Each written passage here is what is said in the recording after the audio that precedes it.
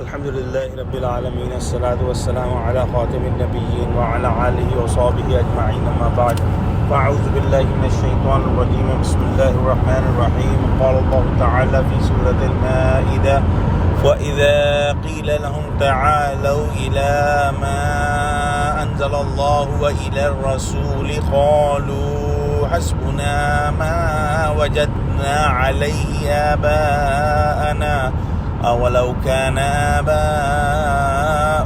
لا يعلمون شيئا ولا يهتدون۔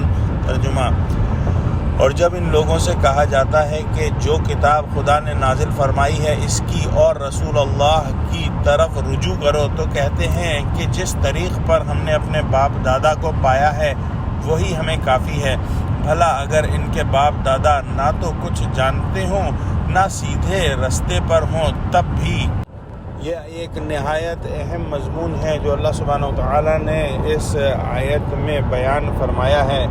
جاہلوں کی سب سے بڑی حجت یہی ہوتی ہے کہ جو کام باپ دادا سے ہوتا آیا ہے اس کے خلاف ہم کیسے کر سکتے ہیں۔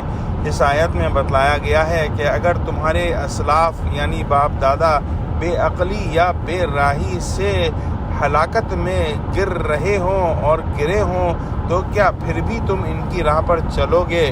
اور یہ ایک نہایت عام بیماری ہے، اور ہم آج کے دور میں بھی اس چیز کو دیکھتے ہیں کہ جس فرقے پر، جس مسلک پر اور جن بھی رسومات پر انسان اپنے باپ دادا کو دیکھتا ہے ان کو چھوڑنے کا نہیں سوچتا، یہاں تک کہ اس کے بعد قرآن و حدیث سے دلیل آ جائے پھر بھی ان چیزوں کو نہیں چھوڑتا۔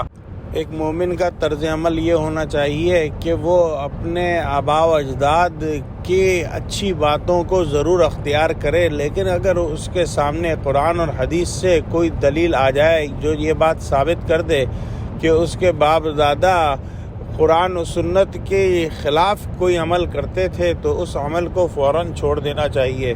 دعا کرتے ہیں کہ اللہ سبحانہ وتعالی ہم کو قرآن کا فہم عطا فرما، آمین۔ وآخر دعوانا الحمد للہ رب العالمین، والسلام علیکم ورحمۃ اللہ وبرکاتہ۔